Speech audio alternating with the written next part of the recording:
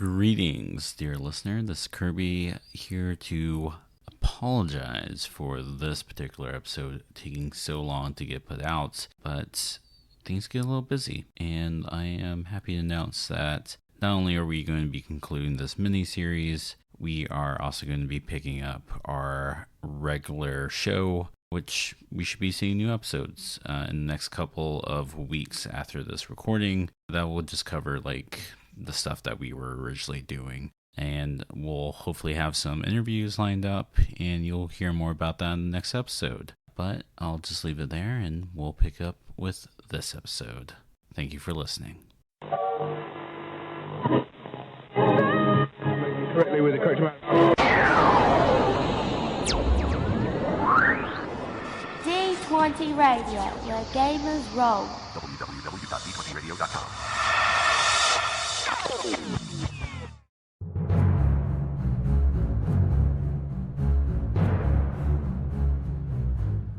You're listening to Broken Palisades, a Prime by Cortex miniseries. This show features adult language and depictions of violence. We hope you enjoy the show. We fade in to Michelle and Maze in the stomach of this dilapidated building. What has jumped out of the shadows were once human. They wear modern clothing, so they don't seem to have come from the town of Utenval, but who's to say what kind of clothing they used to wear. When they come out, you can see that what has specifically transpired is you can see limbs. They each seem to have at least one, sometimes two limbs that are oversized and grown, and there are these orange stalks growing from said infected limbs. The skin seems to have shed from here and has mutated, and we just see the musculature of these creatures as they are now clicking wildly, screeching, and descending on you. They are moving surprisingly fast for what they are. What do you do? Well, the first... Oh, sorry, go ahead. No, go ahead. I was just going to say a dumb joke. You go ahead. I'd like some levity in this situation. I was just going to say, whatever we do, we should not touch them because whatever's growing out of them, it probably can affect us. I don't want to be anywhere. I don't want to touch that at all. I don't know. I had something in my head and I lost it. No, they do look like infections. Do they seem at all adverse to the light that's coming in at all? Good idea. Once you discern this, Okay. Survival for sure. this is going to be a 12 for the difficulty, which makes sense. You're trying to figure this out in the middle of being bum rushed. Yeah. I think she's going to pop out her binoculars really quickly to see, I don't know, I guess she's looking for weaknesses for this thing, or all these things. Oh, it's a 10. But I'm definitely going to spend a plot point to bring it up to a 13. And I'm going to buy that D10 hitch. So more specifically, I'm going to turn that D10 that I already have into a D12 in the Doom pool using that D10. No, not good. Doom pool is currently sitting at 3D8 and a D12. So you're going to get a D4 asset here. D4 because you don't have any other dice left to use as an effect die.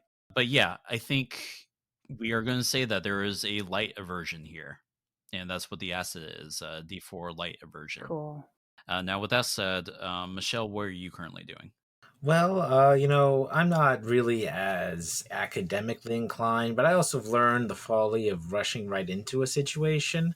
So what I think makes the most sense at this point in time would not be to fight these things that are clearly infected with some sort of fungal infection, but instead to see if I can't drop something on top of them or give us some space in between them so we're not fighting them out in the open.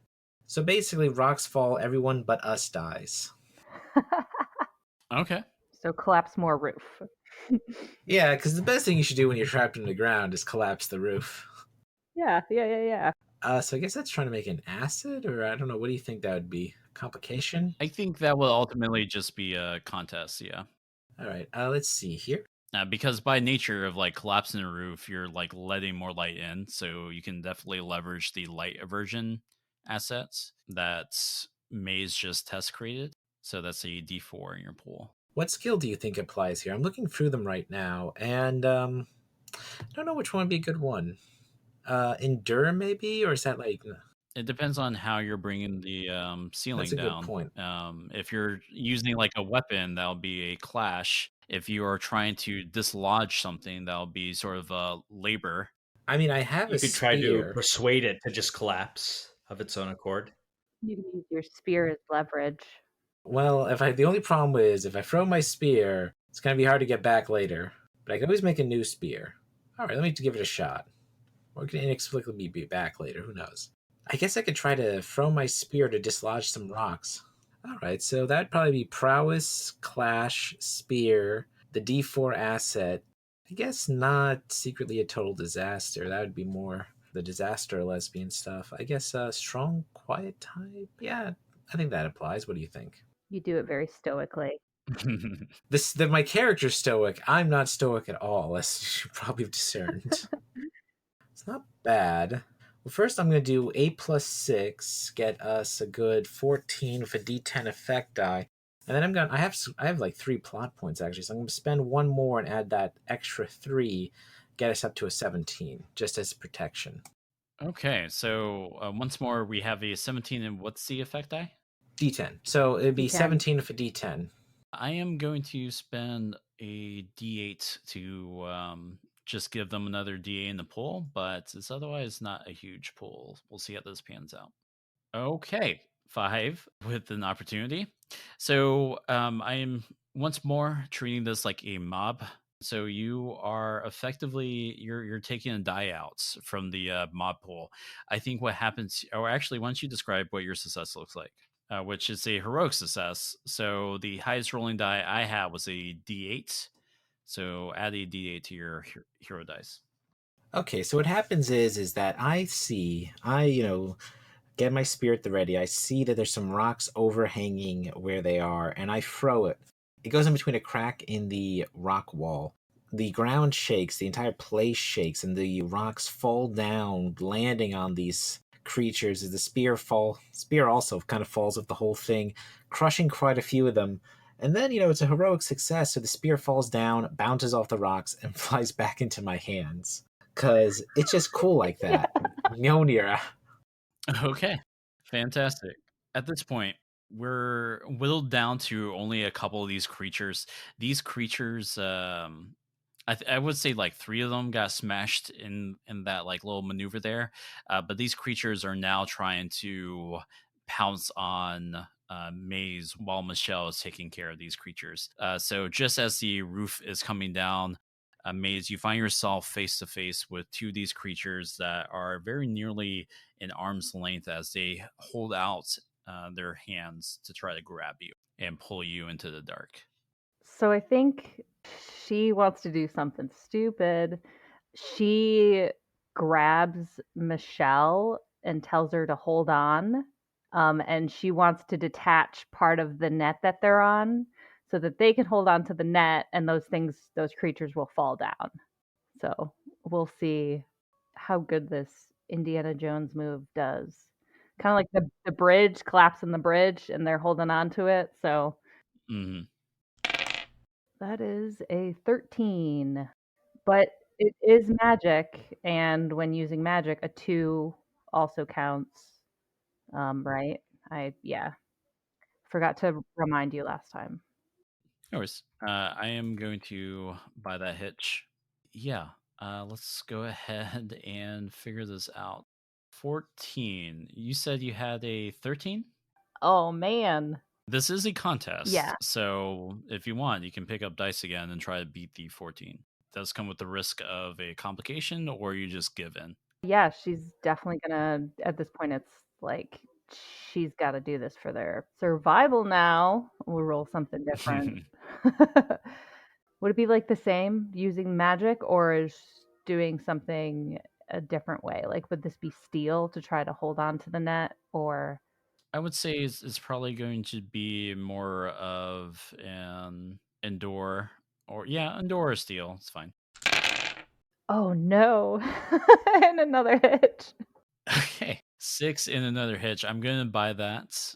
So give yourself another plot point. Can I use a hero die just to just to see if she can just to bump it up a little bit. An 11. That's better. 11. Okay. Yeah, so you're going to take a d4 complication. So, yeah, I think what happens here is you managed to pull. You said you're pulling Michelle into this too, right? To Yeah. try to get you both in Yeah. safety. I think what happens here is you managed to pull Michelle onto the thing just as like Michelle's catching her spear. Now everything plays out for Michelle. You said the net was going to catch her and then do what? Well, so like she gets caught in the net, but half the net is detached from the other side so that these creatures fall while we're sort of still caught in the net. So you know how like a trampoline, if you like release some of the springs, like half of it'll just hang loosely. That's kind of what she's trying to do. So yeah, you pull Michelle into the nets. I think what happens here is that you get entangled in the part of the net that's actually kind of drooping at this point. And yeah, these two creatures do fall in, but one of them manages to grab onto you, and despite its burning flesh, as part of its flesh is now like bathed into the light, it is hanging on as best as it can and clicking wildly. You see the face of someone who was once a sane human. Now, your complication here is just going to be a d4 entangled. Their main goal was originally to grab you and pull you into the dark. Now, they have managed to grab onto you. They still want to worm you into the dark, and I think your complication is actually working for you here now that I think about the entangled one. What would you like to do? Fuck. Michelle, can you I'm kind of stuck.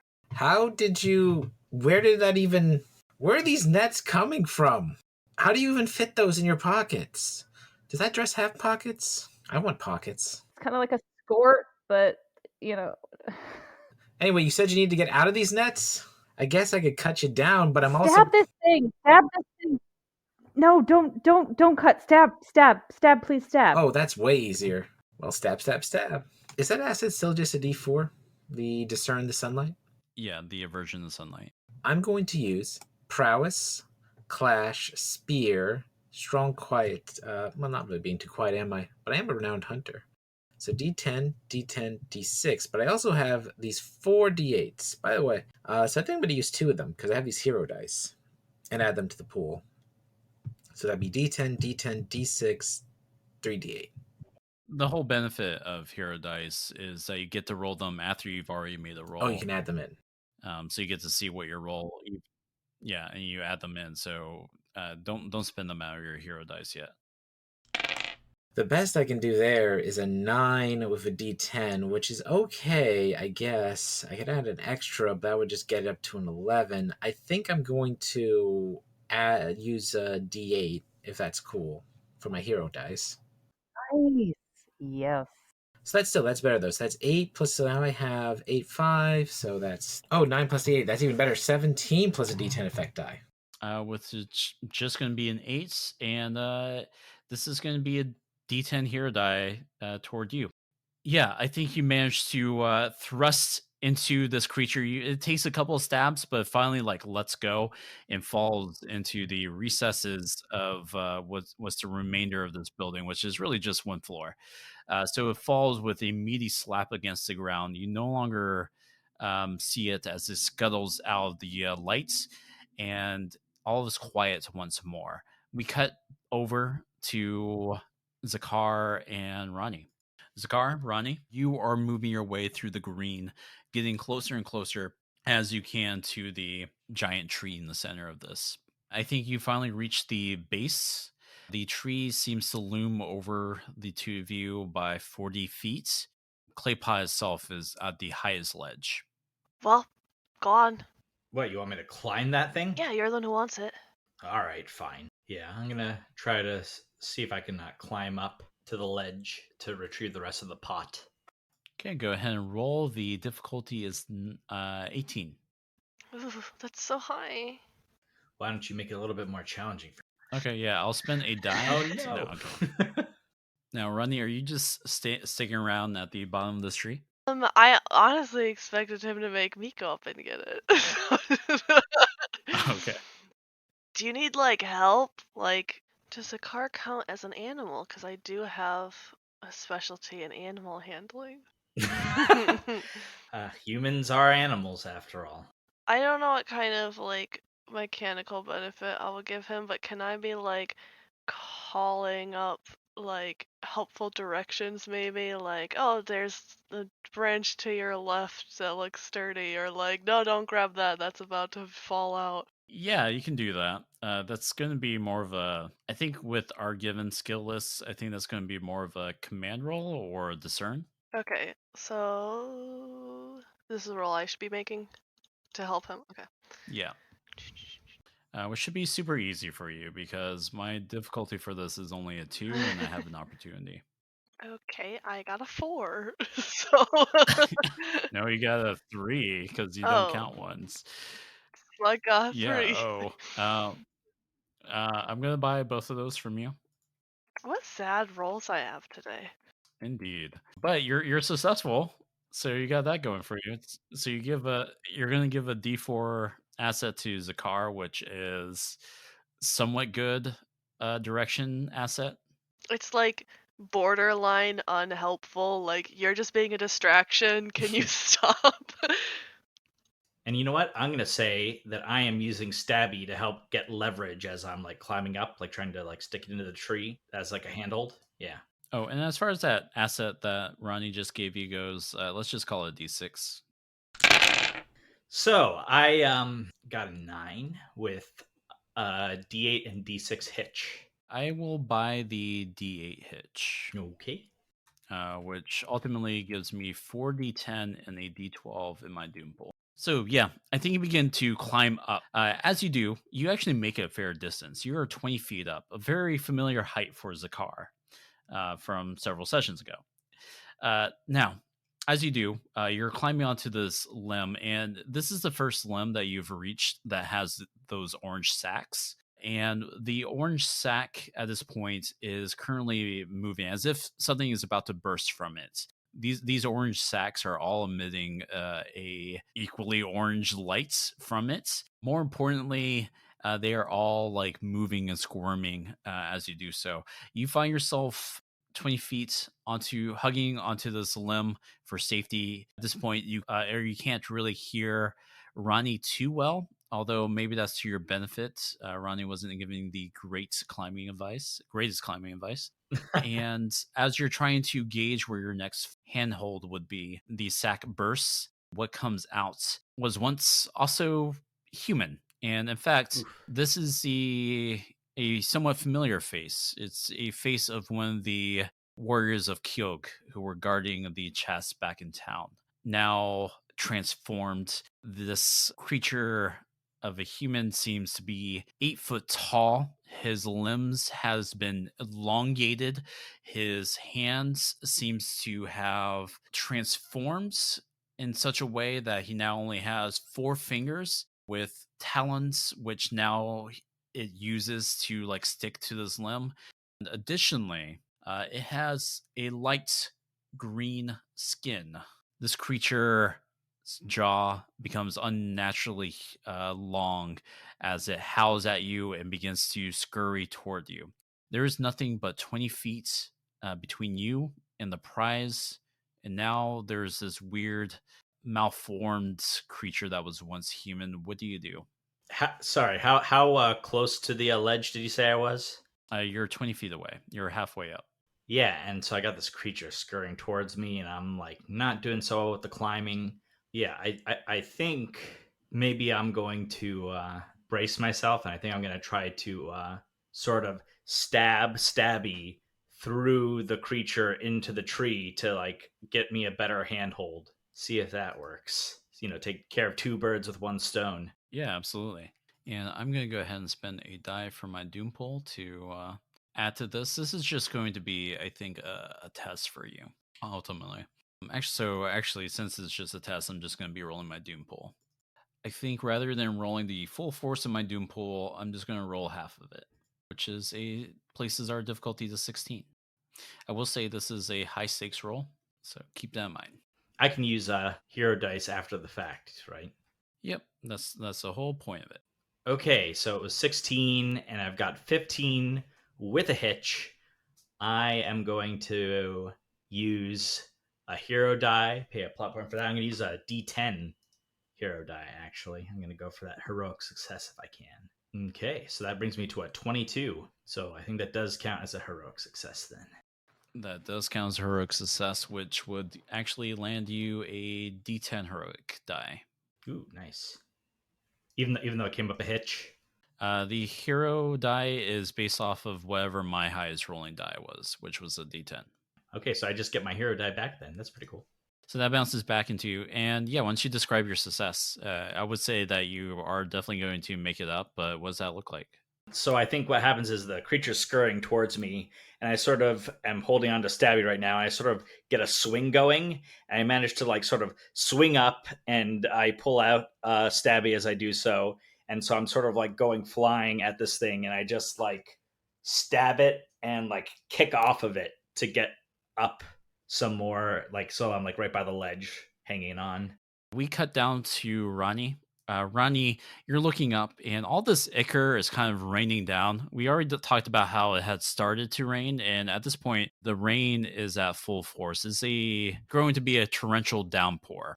And you find yourself looking up in all of this, and some of this is now ichor flying down as the rest of the sacks that are hugging the limbs of this tree begin to burst and seem to convene on Zakar, although none seem to be that close just yet as Zakar reaches the top. Suddenly, you hear something behind you coming out from the green space, following seemingly in your footsteps from where you and Zakar had just walked from just minutes before, is a tall, brooding man. He is tight-lipped. All he has to say is just a giant as he wields a mace, a giant mace, and threatens to swing it in your direction. He's basically just stomping up in the water and all this rain and coming up with a giant swing, hoping to pulverize you against the side of this tree. What do you do? That is extremely rude. So Ronnie's just gonna dodge out of the way and be like, "What? Who are you? Where'd you come from? What do you want?" All right, let's go ahead and pick up some dice. Oh, Duke. Would this still be a clash for fighting, even though I'm like defending? Okay. Yeah. Oh my god. Why am I so low? I got a 9 and I got a hitch. Okay, so you got a 9 and you also got a d10 effect die, so I'm gonna go ahead and roll. I am going to spend not 1 but 2 d10s from the doom pool to bolster Duke's dice pool. Do you have any plot points or hero dice? I have a plot Ronnie? point. If I was thinking of like, would that even? That's so low. I'll just roll it anyway. What is that? A d6? A plot point. Oh, if you do you not have any hero dice? Am I supposed to start with one? Because I know I had one before, but I know I've used one in the past. No, I guess you haven't had any hero dice this session then. But you don't automatically start one. You get one every time I say you get a hero die. So yeah, the best you can do right now before I make this roll is to spend a plot point to add that 2 that you had already rolled to the total to make it 11. Okay, yeah. Sure, I'll just do that. So Duke comes swinging, and we'll see how this pans out. This is basically his whole shtick, so this is a pretty meaty pull even without me like adding the 2 d10s. Okay, so I don't roll very well. We have a 7 right now with a d10 effect die, and you had rolled what, a 11, right? Once you describe these your success, and this includes a d4 complication that Duke takes because of his failure. Okay, so Ronnie just like significantly smaller than him, so just kind of dodges and jumps out of the way of it. And what kind of complication do you want to inflict? Can he have gotten his mace stuck in the tree as he tried to swing at me? Okay. We can absolutely do that. So his mace basically hits with such tremendous force that it gets stuck into the bark of this tree. You find yourself face to face with Doog, who spends a moment trying to get his mace out before giving up. At this point, I think Doog is going to kind of stand there, fists clenched in a sort of like bar brawling pose. What do you do now? Can Zakar hear what's going on down there, or is he too far up? You're too far up, and there's a lot. You're like 40 feet up, so Okay, fair enough. you're not going to be able to hear it. I don't want to kill him, but I do want to stop him. Can I hit him with the flat of my blade? Yeah, you can. Go ahead and pick up some dice. Okay, that's significantly better. 20. Okay, Duke's not even going to roll against this. So yeah, you smack Duke with the flat of your blade, and your intention here was to like slow him down or to stop him from attacking. I'm doing some non-lethal damage. Is your intention to like knock him out or just to get him listening? I want to knock him out because I do not want him to be threatening me any longer. It's cold and wet and muddy, and I don't want to be dealing with him. This absolute giant of a man, especially compared to Ronnie, who's only like a foot and a half tall. Yes, exactly Yeah, that tall. just getting smaller every episode. Kind of like dives in with both of his hands as if to like choke you out, and yeah, you just smack him across the cheek. I think we kind of see this from like his like point of view, from like rather like over his shoulder, and suddenly his face just twists up until we see it into the camera, a very tight close up of his face, his eyes going cross-eyed, and he just mutters, Doog, and he collapses into the water there. We cut back to Maze and Michelle. Now, Maze, Michelle, we can just pick up to you to like getting out onto the streets and playing catch up if you like, rather than dragging it along. But you tell me what would be more interesting for your characters. Yeah, I think that's like getting unentangled and sort of stumbling through the building a little bit, going out like a window. I think we cut to you like coming out of this window and onto a not too flooded street, although you now find yourself in this torrential downpour, and the clouds have darkened since you last saw them. We've already described y'all as being like a few blocks away when you fell into this building. I think the street that you two clamber onto is a straight shot to that green space with where Zakar and Ronnie were heading. So you have full view of this green space. So these webs, are you like part spider? Is that why you keep doing it? No, it's magic. I have an ability to create things out of energy, nothing. I haven't quite figured it out yet. That's kind of what I'm working on. The more magical things I encounter, the more I understand how and why I can do what I do. But that's kind of the gist of it. And I can create things out of my mind. So you're half person, half energy spider. If that makes you feel better, sure. That's really awesome. Spider maze, spider maze. So what's this city anyway? Well, it used to be the capital of this area before the flood, and it Oh. was a big trading port, and like a lot of people came through this. Like as I mentioned, all the gods, pretty much all the gods were worshipped here. But after the flood, it was flooded. She sort of motions around, and I don't know exactly what happened to the people, but probably a lot of them died. Well, I guess they died and turned into, and whatever's here makes them into those things. My guess, it's the chief executive in Orange is probably doing it. I was thinking the same thing, because orange is a prevailing theme with, visions, tree, and now with these things. Should we see where the others are? They're probably at the tree. Oh, I mean, they're either at the tree or they're dead. Either way, I mean, we should probably find them, either to confirm if my share gets bigger, or to see if I have to lug all you guys back up this wall later. Not sure which I prefer. You're very strange. I spend a lot of time alone. You develop weird personality quirks. Seriously, try stalking an animal for 16 hours with nothing to do but stare out into the open, and then think you don't talk to yourself. Sometimes I think I'm by myself all the time. I mean, I can't actually prove you exist, but we should go find your friends. She stands there just a little bit stunned as Michelle walks forward, and then she follows. But I know I exist. We do know this is safe, right? You guys keep saying you see this tree in your dream, but is this tree safe? Was it a good thing in the dream? Or is this like, we touch this and we turn into a spider zombie thing? Only one way to find out. Yeah.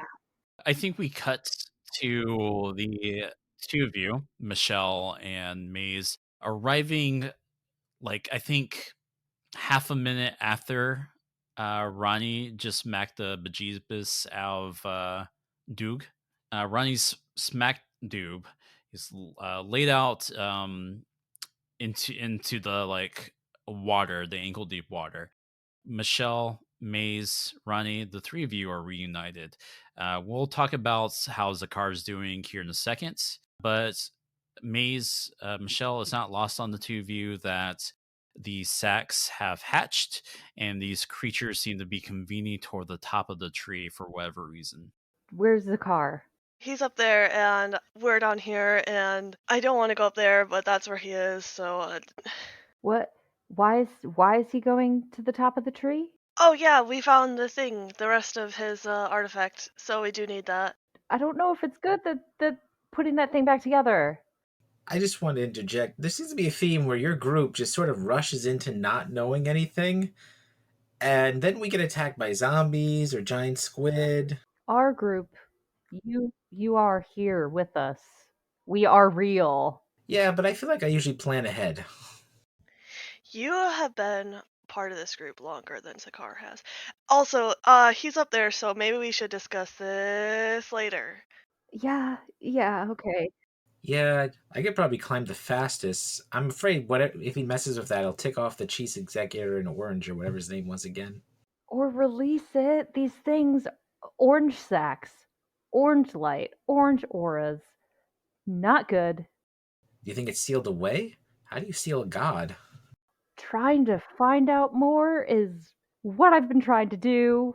Can we discuss it later? Actually, I feel like we have to get Zakar. I think your sword needs to be up there too. I think I need to be up there real quick. And I could probably carry you three up. Just all start climbing the tree. I don't need anyone to carry me. I don't want to. What if I wanted to carry you two? I'm pretty strong. Be faster. As you're discussing your options, yet another thing comes out from the woodworks. But we cut up to Zakar. Zakar, you are 40 feet up into the air. You see that the other sacks have burst open with similar creatures, once human, and seemingly some of the people who were carried away from the town could this have been you. But regardless, you find yourself with the artifact in hand. You can see where the artifact was broken.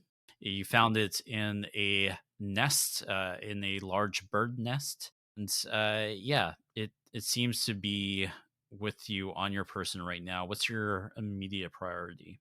I don't have time to really do a lot with the rest of the artifact, except I'll like throw it into my satchel real quick. And I think I just need to get out of there before things get too crazy. So I kind of think I'm gonna see if I can maybe use like climbing rope and just sort of like belay down. As you're digging through your bag, looking over your options, and finally taking out that climbing rope, you buckle up your bag, you pick it up, and you get up. And when you turn around, not 5 feet away from you is Fasir. Zakar, good job, buddy. I was just talking about you. Doog really wanted to throttle you after leaving us to die back in the marsh, but, I think if you were to hand that over, we could call it even. Now, Fasir, I did no such thing. you dropped the artifact out of your pocket, and I was gonna give it back to you, but then that thing attacked, and I've been keeping it for you. We should probably get down before we talk about this any further. Because and I sort of just like nod to the sacks that seem to be like opening up and glowing and stuff. Bow in hand, well, one of us is going to climb down. Now, Zakar, I've never known you to return anything in your life that wasn't at the end of a arrow tip or blade. Well, I'm asking you now to hand that over. And he holds up the bow and arrow, getting ready to shoot you if necessary. And he's actually going to be picking up dice to try to intimidate you for a contest. So he has rolled a 17 with a D8 effect. So he's trying to intimidate me, you said. Not like shoot at me. The bow's just there to, threaten you. I'm going to hinder myself with my one jump ahead distinction because I feel like I'm not one jump ahead right now. Okay. Yeah, let's go with that then. Is this high stakes, by the way? This particular moment is not high stakes, no. In that case, yeah, that's fine. I'm not going to do anything. I'll just fail that one with a 7. He has a 17. That's a D12 complication. Yep. So let's see. What kind of complication would be appropriate for you here and now, Zakar? I would imagine something emotionally based that would cause you to. You don't have to fork it over. You're just taking a complication because if you were forking it over, you would have just not rolled or given in. But what would you like to do? How about he's trying to intimidate me, and trying my best to resist, but suddenly more of those sacks break open, and I'm suddenly being swarmed by those monsters coming at me because I have the artifact. So this is a D12 swarmed. Got it. Zakar, you idiots! Just fork it over. And at this point, his own attention is turning towards some of the swarm, as it's not immediately clear to him that he's not the source of their interest. So he is firing at these creatures, again, as previously mentioned, very quickly with his bow, despite his advanced age. We cut back down to the clearing 40 feet below. What has entered this small clearing around this tree with Michelle, Ronnie, and Maze, who are once again the trio, I just realized, is a tall, large man. And he's not large in the same way that Duke is large. He's large in a way similar to the mutated creatures that were originally clicking at Maze and Michelle back in that dilapidated building.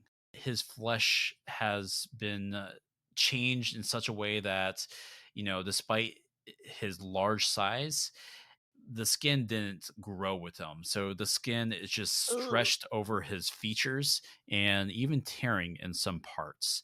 The man is dressed otherwise in flowing robes, and he does not click or screech at you like those mindless creatures. Instead, he speaks with a gruff voice. What are you doing in this town?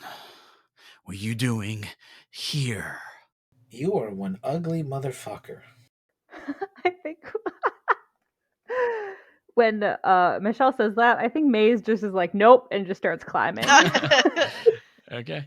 If she's doing that, then I climb after her because I'm not facing this. Thanks. Michelle engaged, and we're out. Oh, yeah. Oh, okay. Just abandon me. You can climb. I'll start climbing too. You would just start bragging about how well you climb. Higher ground. Right. Higher ground. Yeah, okay. It can't fight us in the trees. You're gonna pass the car, and he's going down. He's like, lower ground. So this is becoming a high stakes scene. As a reminder, high stakes scenes mean not necessarily every roll that you fail is going to take you out, but there's a chance that a failed roll would mean you get taken out. Now, keep in mind, when you get taken out in this game, it doesn't necessarily mean death. We've talked about that before. You also have some options here where if you get taken out, you can instead spend a plot point if you have one on hand to just take a complication instead of being taken out. Taken out usually means you can no longer act in the scene. Or I might just limit you on your actions on the things that you can do. So, like, I don't know, if you were to break your hand, Ronnie, I would probably say that you're taken out in the sense that you can no longer climb or do like physical actions that would demand your hands. You can usually spend a plot point to act even after you're taken out. Right? And additionally, I was just about to say that. So additionally, if you are taken out, if you have plot points on hand, you can spend a plot point to take an action of some sort. So that's very much like the type of moment where like people thought you were dead, and then you spend a plot point to shoot the bad guy, that kind of thing. It's kind of like those kind of situations. So the three of you begin to climb up. The man creature stares at the three of you, and I think from his point of view, his eyes fall on Ronnie. I keep forgetting Ronnie's sword name. Is it Satini? Sarati. Okay, yeah. I blame Laura for getting me mixed up. I literally I have Sarita in my head, and that is it. I will not remember it. He just yells, Sarati! And like you have like spittle coming out of his mouth in an anger, and he says, "You will be judged." Ooh. And he begins to lumber toward the tree to climb up after the three of you. Now, what's this climbing up look like? Are you three like trying to stick together at all? Is it just like you're splitting up? I'm frantic, so Yeah. I don't think there's any coordination on Maze's The part. vibe I got is that it's that whole, hey, we don't have to outrun the bear, we just have to outrun Michelle situation.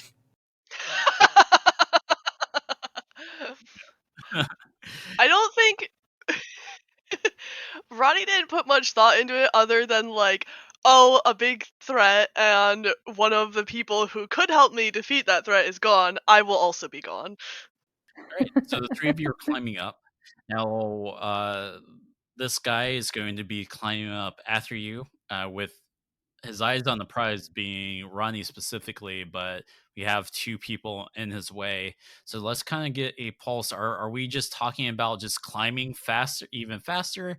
Are we talking about doing something to slow him down or some other third action? I have a spear. I can cut down a branch and try to like make bramble to block his path. Yeah, I think Maze was gonna try to hinder and slow him down by doing her spider nets, I guess is what they're called now. After a second to think, Ronnie is going for Zakar because she wants to see what happens when we get the artifacts together. Okay. So basically, what I'm trying to do is funnel this into a single contest. And so I think what we're going to do is have Michelle and Maze roll respectively to test create assets or to inflict complications that will ultimately serve for a contest between Rodney and this giant dude. Yeah, let's actually start with Maze, and then we'll do Michelle. Okay, get out of danger. Prowess, magic, reckless, and she's gonna like pull in her magical abilities, her inherently magical signature asset. So let's see. I've set the difficulty to 13, and I've rolled a hitch or a opportunity. She's using magic, and she rolled a 1 and a 2. But I'm also going to use a plot point to add that other 4. So a 7 and an 8 is a 15. 15. Okay. So once you describe your success, but also I'm going to buy both of those hitches. Okay, so as she is sort of scrambling up, she gets kind of a safe distance, and as Michelle is cutting branches, she's going to sort of put the iridescent netting over them to sort of make a block, so that this creature is either slowed down or stopped. So sort of like a netting in front of his path. And I'm going to spend a die from the Doom pool to introduce a complication for you. So we've talked about it before. Magic is dangerous. Now, this has been expressed previously as attracting these eldritch beings from another plane instead of following you, but that's not the only reason why it's dangerous. Sometimes magic, especially in frantic moments like this where you can't take a calm, composed like measure of like how much oomph you're putting into your magic, I think you're channeling too much energy into a spell that just doesn't need that much energy. And so, what I think that kind of looks like is that the tree begins to shake under your grip. The bark itself begins to glow blue around your area and then explodes, throwing you off. And this complication is a D8 freefall. Okay. Actually, this complication is going to be a D8 complication attached to the scene instead of just a complication tied to you. Please still mark on your sheet. This is going to be a D8 tree quake, earthquake, because it's really just the tree that's shaking, but let's just call it a D8 earthquake. And that's going to work against a lot of people, up to including this creature. Is this another one on top of No, the... that's going to be instead of the free fall. Oh, instead of the free fall. Okay. This is going to be a D6 asset for Ronnie that we're giving to her, which is going to be they're slowed down, basically. So however you want to mark down your sheet, Ronnie, it's going to be a D6. Now let's cut over to Michelle. Now, Michelle, I think you were busy hacking away at a branch to further slow them down. Yes, and I also was curious: can we challenge our statements in this game? That's the whole reason why they're there. And when you challenge them, you get to triple it, and then you change it when you go to advance, correct? You step it down and you triple it. You know, if we had done this in the previous sessions, you would potentially be rewriting it or advancing a die, etc. Yeah, at the end of the session. But immediately, you are stepping it down and tripling it. And when you say stepping it down, for the pool or for the rest of the session? For the rest of the session. The reason I ask is, the situation we're in, my survival trait is the important thing is to survive, which it means I'm really only which is my interpretation being literally why it says that, is that Michelle thinks only about herself. Michelle's in a situation where other people's lives depend on her right now. Michelle, in my mind, can challenge that statement to do something that puts herself at risk to protect them and potentially grow as a person. Because as they keep saying, I'm part of this group, which I think they actually just meant, hey, you're here. But, Michelle can take that however she wants. Oh, I was mistaken, by the way. You'll triple the die and then step down. Okay, I was thinking of something that might be a little risky, putting herself at risk to knock the guy off the tree and get him and buy us some time, which would be jumping down and double kicking him in the face. Yes. All right. Ronnie and Maze, she looks at them and goes, so whatever you do, you guys keep moving forward, okay? As she pushes herself off so that she would fall down, and the force of her falling will smash into the guy's face and hopefully knock him off the tree and buy them time to get away. Okay. It sounds like you're initiating a contest. Once you pick up your dice and roll, you'll just triple the trait die where whatever die size is at right now, and then it gets stepped down. And does the complication come into play? Him being slowed down doesn't come into play, if that's what you're asking. Oh, I was thinking about the earthquake or whatever. Yeah. So that'll come in play for both sides, I think. That's a D8 for you, Michelle, and then they'll also get a roll of D8. So potential sour now, I also decided to add my secretly a total disaster distinction because, I thought about it for a second to add a little levity situation. Also, this is Michelle being like, all right, as we know, she's a bit of bad at talking about feelings and stuff like that. So it's also like, I don't know, I thought I'd throw that in there maybe, kind of like, oh, we're friends and all that. But also I'm bad at talking about my feelings and everything. So my way of showing that maybe I've grown to like you guys is throwing my life at risk because that's all I know what to do. That's so sweet. Oh my God, look at this. 1, 8, 1, 1, 10, 5. Okay, so first off, 18 and a D10 effect because that's all the dice I have. can't even. Okay. Can't even. Oh well, you know what? Uh, I want this yeah. to work. So you know what I'm also going to do? I'm going to spend a plot point and add a D8 hero die. No, actually, 18's pretty good. Sure. 18's pretty good though. Wait, let me think about it. What has he been rolling before? Is it worth it? Oh, okay. You know what? We're keeping it. 18's really good. You could add the hero die after the fact if you want. Oh, I can. Sure. I think, right? I mean, for a test, but the thing is like you got to decide your total in effect before I roll in the contest. So if you're gonna roll the hero die, is now that you're going. Oh, you know what? Yeah. I'll do it. So yeah, I mean that statement is still true. You're still rolling after the fact. But we're not rolling after I've already rolled. But yeah, go ahead. Oh well.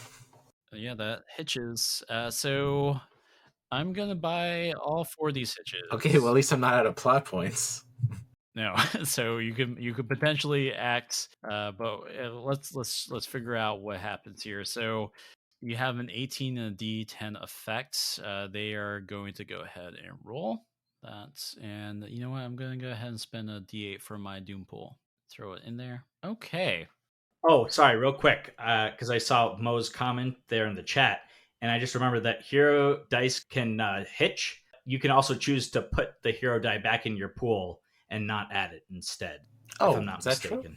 But you still pay the plot point that you paid for the hero die, regardless of whether or not you keep it in the pool.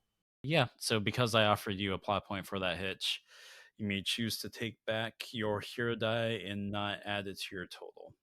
So it sounds like your hero die still gets added to the total despite hitching. So that's interesting wording there. So that would be a 19. Oh, and you do that. Well, yeah, it's still in general. It sounds like even though you hitch, you still get to add it to your That total. makes sense because if it is a finite resource and getting nothing for using it would be kind of like lame. So I understand that it's like even if it's a 1, it's still a +1 bonus. Yeah. What would you like to do? Would you like to take it back or? I feel like it's a little cheating because I know that you can't beat the result now. So now that I think about it, it'd be a bit cheaty to be like, yeah, you know what? I'll take it back now that I know I'm going to win. So I think I'll just let it be because we waited, but I'll keep it in mind for next time. Yeah, so it's a 19 right now. And I just rolled a 5, 3, 3, and 2, which is not going to be enough to beat that. Michelle, once you describe your success here, you're whatever this looks like, you're not taken out. So I, jump off of the wall and, I'm falling down fast. Now, there's a little caveat that probably some people listening at home have already realized is I'm going to double kick him in the face. But, also there's this law in, it's called every action has an equal and opposite reaction. So this is going to hurt like hell, too. But I kick him with enough force that I think I exceeded his result by a lot. So I think it's fair to say that I knock him off the tree and cause him to fall flat down onto the floor. But also I go down with him, landing at the bottom base of the tree across from him. So now he's nowhere close to the other ones because I think I shouldn't just get everything. There has to be some sort of consequence to this or else it means nothing. So I have landed down across from him on the tree. It hasn't caused any sort of complication, but it wasn't pleasant landing full force into a person like that. But we're both fallen down. They're far away. Everyone has distance now, which is why I think this is challenging. The important thing is to survive because I've definitely now put myself at the most risk to protect everyone else. How do I put that opportunity into play? So opportunities are just stepping up an existing asset or stepping down an existing complication. You could step down my swarmed. Yeah, I think with the jostling of the tree and Michelle dislodging this big creature, I think it also sort of shakes the tree one more time, and some of the swarm that is on JT sort of falls off too. And regarding this contest that this creature just lost, it was high stakes for him too. I'm going to spend a plot point to keep him in the game. So he's going to take a D12 complication because you had a heroic success. So that steps up your D10. So what do you want to name the complication, Michelle? Well, if people don't think this is too gory, how would I have kicked his face off? Or alternatively, so more specifically, he's also considered a boss. Oh. So he has boss dice that he can knock out Oh, from okay, his okay, pool okay. too, and a D12 would knock Okay, a so we die knocked out. out one of his dice. So it would be that and a complication, or that or a complication, you're saying? That or a complication. Let's knock out one of his boss dice. Get him closer to being defeated. He's got a concussion now. So he lands in his back, is a large splash, and you fall after. We cut back to the top of the tree to Zakar. Zakar, the tree is shaking for reasons you don't quite understand from your vantage point. And some of the swarm has lost their footing, slipping off and falling. Others are just regaining their footsteps. Zakar has now, I think, expertly opened a path between the two of you, and he holds out his hand. Oh, God. Come on, Zakar. Come on, you idiots. Let's get going. Yeah, I guess I'll take his hand then. By the way, I'm just having the image right now of all of these weird monsters just like falling down, past my companions climbing the tree. So they just start seeing things falling out of like the branches. Zakar, taking his hand, he pushes you forward, basically putting himself between you and the swarm. He's down to the last of his arrows, and he fires off too. So he's down to one last one. All right, well, you got a rope in that bag? Yeah. Remember the Casimir heist? How could I forget? That was your fault, by the way. We'll talk about that. And what does the Casimir heist mean to you? Like, what does this look like? He's clearly alluding to some sort of like zany escape or plan. So what was that? I'm not sure, to be perfectly honest. Does anyone have an idea? What if it was a matter of maybe the situation between this tree and the Casimir heist, it was very similar, and maybe we have a sort of like Aladdin situation, which I might be misremembering Aladdin, but if we recall, Aladdin's getting chased through the city, right? Doesn't he like bounce off of like some tarps and stuff? Yeah, I think he does.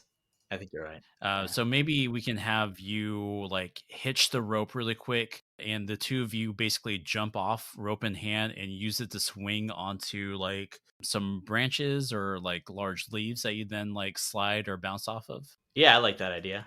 I think I'm gonna. Yeah, let's do that. Alrighty, man. I feel like I could have used my escape plan talent, but it didn't end up needing to go like that. So I'm going to only roll a pair of my d10s from my Doom pool, but I'm using Swarmed against you, and I'm also using Tree Quake against you. So as complications, which is why I'm trying to be a little tiny bit nicer. well, I appreciate that. Thanks. I've rolled 2 opportunities, but the difficulty is set to 16. Oof, okay, so let's see what we got here. All right, so I've got an 11, and it would only be a 15 if I added that in. All right, I'm gonna roll a hero die, I guess. One of my D10 hero dice, and that is only at a 14 now. I can roll more than one, right? I can roll as many as I have plot points for. Yep. All right, may as well use it up. This is the last session after all, so gonna roll another D10 hero die. Okay, that'll do it. I'm at a 19 now. 19. Fantastic. So yeah, I think you quickly hitch up the rope, and I think Zakar has his bow at the ready, but he doesn't fire it. Instead, he turns with you, and the two of you basically launch yourself off this treetop and begin to swing through the trees. We have a shot where the two of you are scrambling for that rope. You're then swinging across the rope, using it to sort of wall run across in sync, I should add, this giant tree trunk. Then you drop down as the last remaining feet of the rope gives, and frankly, you don't want to hang on to that rope too much, otherwise you're going to burn your hands, until finally you bounce off of a limb and begin to slide down another limb that's kind of like jutting more downward. As you do so, you actually find yourself not too far from a certain wizard of ours, a certain witch, Maze. We've established that you're currently been blown off the tree of your own doing, and you're plummeting in the ground when suddenly you see Zakar and you assume his friend, some old geezer, parkouring down this tree. What do you do? Oh, geez. She's just like in free fall. Can I create an asset to try to like, I don't know, like grab onto her or something like that, or like help, at least slow her down? George of the Jungle style. Yeah, you can spend a plot point if you'd like to make that rope maybe an asset that she can use. Ran out of plot points now, but can Maze Well, do that or no? I was gonna do some magic-y things because the hell with it at this point. There's just sacks exploding, there's zombies falling, there is a grotesque monster that Michelle just face kicked. So she sort of sees Zakar flying through the air towards her, and she tries to make like a magical lasso to grab onto him to halt her fall. And can I actually do a test to create an asset or no? Maze here has like 4 plot points. And 2 hero die. Okay, Two fair hero enough. dice. Yeah. Probably won't need it, but just okay, that's fine. All right. Magic. 12. And a 1 and a 2. 12's good. I rolled a 10, so you're good. So you shoot out this lasso. I'm not going to buy those hitches. And yeah, I think you said you were trying to lasso onto Zakar. Yeah. All right.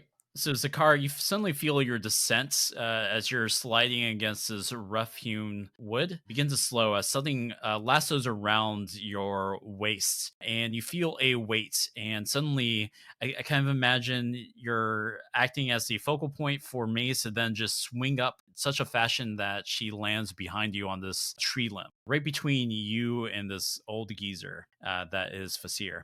Who's the girl? Who's the geezer? Definitely not the time for this, you two. We cut over to Ronnie. Ronnie, you've been climbing up, looking for Zakar. You then see 2 figures jumping from Zakar.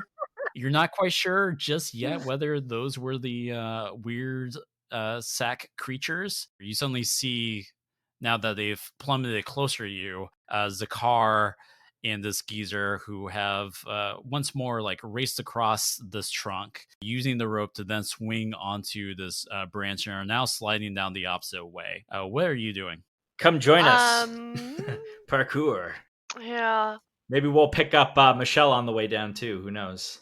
Can she make it to Zakar? Because I don't know. You tell me. Let's see some dice rolls. This is high stakes. So if you want to try to make it over to Zakar, what does that look like? Are you trying to climb over, or are you trying to like just leap onto that same branch? let's go with just jumping over there. Fastest way possible. Sure, why not? Sure. Everything is chaos. This is gonna be a 19. Oh, jeez. Maybe I'm like not you're gonna make swinging from a branch onto the place where we are or something. that. Well, do I need to swing on a branch? Can I just jump? How far away is It's it? like 7 feet away. You can try to jump. But it's like not.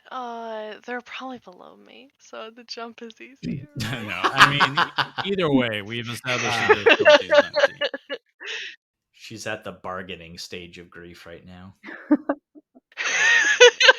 I want to be able to get there. Okay. Oh, I'm so scared for my dice because they're not gonna. I think I literally can't do it. Ugh, okay, so that is a 15, but can I use my plot point to get that 6 too? Yeah. Yep. Yay. Okay. Yeah. Cool. Okay. So 21. Instant later, probably like a good 5 feet behind, but still like sliding along this this limb of this tree branch with you guys is Ronnie. So Ronnie, ahead of you, you see the balding head of some old geezer. You're pretty sure you see Maze. You definitely see Zakar ahead of Maze. You're now sliding after them. So yeah, I jump, and I probably use my sword to anchor myself to almost like fall off, but then I don't, cause I'm awesome. Okay. We cut down to Michelle. Now, the 3 of you are going, those who are like sliding down the tree branches are going to join Michelle here in a few moments. But as it is, Michelle, it's just you and this giant Hulk like creature in the swamp right now, is getting onto his legs. You stand between me and destiny. Yeah, I have no idea what the hell you're talking about, but I'm gonna kick your ass. It charges forward, looking to basically do what Duke was going to do to Ronnie, smear you across the trunk of this tree. At this point, the D8 scene complication, Tree Quake, is now done. So, am I acting or is he acting? Well, you tell me what you want to do, and we'll figure out what's going on in terms of the mechanics. Well, I mean, the thing is, if he's just charging at me and I have a spear, wouldn't the most sense be to jump at right at the moment of impact and try to stab him in the head and then pole vault off of his throat? Mm-hmm. All right, that sounds good to me. I'm going to go ahead and roll first for this contest. So you had knocked the D10 out earlier, but they still have pretty meaty pool here. And actually, what do I have in my Doom pool? I'm going to spend a D12 for my Doom pool to add to this.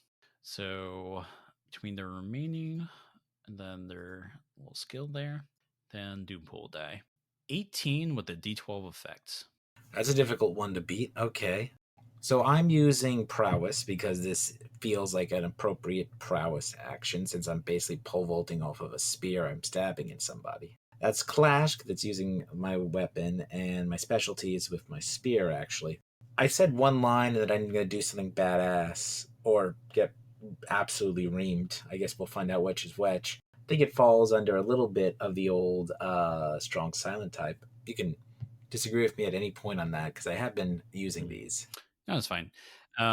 Keep in mind also, I'm always bad about this, but this is a high stakes roll, but it is a one sided high stakes roll. It's high stakes for you, but not for him anymore. That makes sense. Now, that's a bad roll, but I do have 2d8s and 4 plot points. So I'm going to spend 2 of those plot points and my 2d8s to see if I can turn this around. By d8s, I mean hero dice. So 6. So 6 plus 2 of these. So 6 plus 6 is only 12. Okay, so I did not manage to make it. And I'm sorry, did you spend both of your plot points? Or how many plot points you got left? We bought 4 on the last roll. You said you bought all 4 hitches. If Zakar does something heroic, would I be able to like create an asset now, or does that have to happen before? That needs to happen before the roll. But right now, like you two are technically in two different scenes. You're transitioning to Michelle's scene right now. So you're technically just not in the scene right now. Gotcha. Okay, fair enough. If you don't want to be taken out right now, you have to spend a plot point and just take a complication instead. I'll spend a plot point to take a complication instead of being knocked out. Yeah, because they also got like a heroic success, that's going to be a D12 complication. So I think what happens here is you try to time your jump and you do jump, but its giant shoulder catches you, sending you spinning in the air and landing on the ground. The D12 complication is just going to be, well, you know what? You pick the limb. One of your limbs is broken. I've been overusing my spear, so how about I break one of my arms so I can't use my spear anymore? So I have to be more creative next time. So my arm is broken. Right arm. With that said, it turns around, and at this point, the rest of the cast joins you, sliding off the branch and falling. I think this branch takes you like still like 10 feet off the ground, but y'all are heroic people, so we're just going to say you just kind of parkour off of that. You land into this watery, muddy clearing, and actually not too far from Michelle, who, as you're landing, has also just hit the ground with a sickening crunch. What does anyone here do? Well, I definitely wince at the crunch. So do I, as I feel my arms break. So, where did she land relative to us? She's like 5 feet away from you. Oh, very close. Maybe I'll try to grab her good arm from where I am, if possible, and sort of try to like have her slide along down with us, if I can. you're- just sort of like You're not sliding rescue anymore. You're in her the from the- clearing. No. Oh, we're not. Oh, we're just in the clearing. Grab Okay. her and pull her closer. Maze will step forward because she saw what Michelle did for them to stall this creature. And she's going to try to just blast this thing away With a net? With a net, with with her magic spider powers. And you gotta do a funny quip. You can't just be shooting those powers. Yeah. But I'm gonna do the same thing that Michelle did with stepping something or tripling something and then stepping it down. So for prowess, she has get out of danger. So she's gonna sort of sidestep Michelle and use sort of any reservoir that she has to blast this thing as far back as possible to get room between it and us. Before you make that roll, let me get a pulse of what everyone's doing. So we have Zakar, who's trying to pull Michelle into safety. Ronnie, what would you like to do? Ronnie is so single-minded right now about the artifacts. Hmm. Where can you remind me where's the car right now? Zakar is just a couple of feet away from you, currently picking Michelle off of the ground. And my satchel is has swung open, by the way, I think just from all the movement. So the artifact is just right there. Ronnie wants to touch her sword to the artifact again. Okay. I think that's interesting. Let's go ahead and actually have you make an endure roll. So we'll have you roll your endure roll. We'll then also have Maze start her contest with this creature. So Maze, also go ahead and start building your pool. Now for Ronnie, I'm just going to roll the Doom pool. I'm also going to roll your Burning Flesh complication against you. This almost feels like a destiny roll, even though my destiny is so horrible. I mean, if that's what you're feeling like, if you feel like maybe this is destiny, that's exactly what you should be rolling. But okay, I'm gonna roll that, even though it's a D4 and it hurts me too. Now it should be noted that I have rolled an opportunity here, but I have also. I think for my 2 dice that I'm going to pick, I'm not going to go with the highest rolling ones. I'm going to say that the difficulty is going to be set to 12. I would definitely buy down that complication if you could. I will if you tell me how to do that. You just spend a plot point. Okay. So which complication are you trying to buy down? Are you trying to buy down the Burning Flesh complication? Oh, yes. Okay. That's the one that I... So that becomes a D4. By the way, Zakar, your swarmed is no longer relevant. Okay, that makes sense. And Ronnie, you've rolled a 16. So I think honestly, let's say heroic success, right? I said that my total was 12. Or no, it was almost a heroic success. But either way, once you describe what happens here, if you want, you can think on it a moment, because we can kind of imagine that maybe this, whatever is going to happen, takes a moment to fire off. Uh-huh. We can start with, we can cut over to Maze while you think on it. Okay, yeah. So Maze, I see you over there with your high rolling skills. So what are we looking at? 13. Yeah, she kind of, because I'm just going to use it. I'm going to roll one of my hero die just to add. So that's a 17. And remind me again, what were you doing specifically? You were blasting this guy, right? Yeah, I was blasting this dude away. Just using all her fucking spider rainbow magic. I think from his point of view, this is mostly going to be more of enduring what you're dishing out. So I'm gonna go ahead and have that. Gonna go ahead and spend my last D12 from the Doom pool and add it into the pool.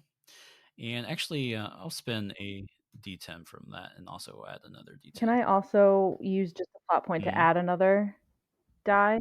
All right, so I'm gonna add another one of those 4s to make it a 21. Ooh, yeah, I think I'm going to. So right off the bat, I have 13. But I have 3 remaining dice. I'm going to spend my entire Doom pool to add all those dice together to give me a total of 23. And in effect, I have 4 D4. So what would you like to do? Damn. I will say, since he's mostly just enduring this, that's not high stakes for you. So losing this, it doesn't mean you're going to get taken out. Yeah, I think she's just putting herself in between the group and this thing. Blasting it with this energy, she is trying to give them some time to do whatever they're going to do. Sounds like you're giving in then. Yes. Take a plot point. So yeah, you're putting your all in this. This feels like a very much like a DBZ moment, but you're putting your all into it.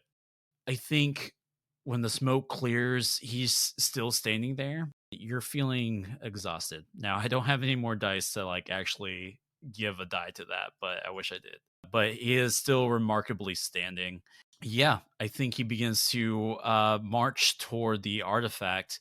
We cut back over to Ronnie and the artifacts. What does that look like?